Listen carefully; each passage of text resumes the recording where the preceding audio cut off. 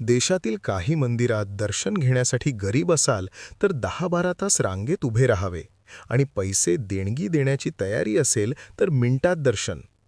बाकीचे जाऊ द्या. जैन धर्मियांच्या काही निर्ग्रंथी साधूंना दारू, गुटखे विकणाऱ्या भ्रष्ट मार्गाने संपत्ती जमविण्याचा लोकांच्याकडून प्राप्त देणगीमधून निर्मित मंदिर चालतात.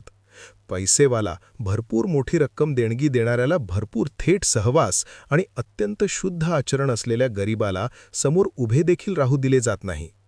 मुस्लिम धर्मियांची गरीब पोरींना बुरखे घालण्याची सक्ती असते, मात्र श्रीमंत मुस्लिम धर्मियांच्या मुली अगदी मिनी स्कर्टमध्ये फिरल्या तरी कोणता मुल्ला मौलवी तोंड उघडत नाही. गाडीवर भारत सरकार असे लिहिलेही मग कोणत्याही नो पार्किंग ठिकाणी निर्लज्जपणे वाहन उभे करणारी आपण दररोज बघतोच. चर्सी, गंजेडी चित्रपट अभिनेत्याला जमीन मिळावा म्हणून चक्क मध्यरात्री न्यायालय खुले राहू शकतात. मात्र सामान्य माणूस कित्येक वर्ष हेलपाटे मारून मारून तारीख पे तारीखच्या चक्रव्यूहातून बाहेर पडू न शकल्याने गुदमरून मरतो. 40,000 कोटी रुपये कर्ज बुडविणारा अनिल अंबानी प्रधानमंत्र्यांच्या मांडीला मांडी लावून बसू शकतो, मात्र 5 लाख रुपयांचे कर्ज थकले म्हणून शेतकऱ्याला जीव द्यावा लागतो. कधीही बॅट न पकडलेला बापाच्या जीवावर देशातील क्रिकेटचा बाप बनू शकतो.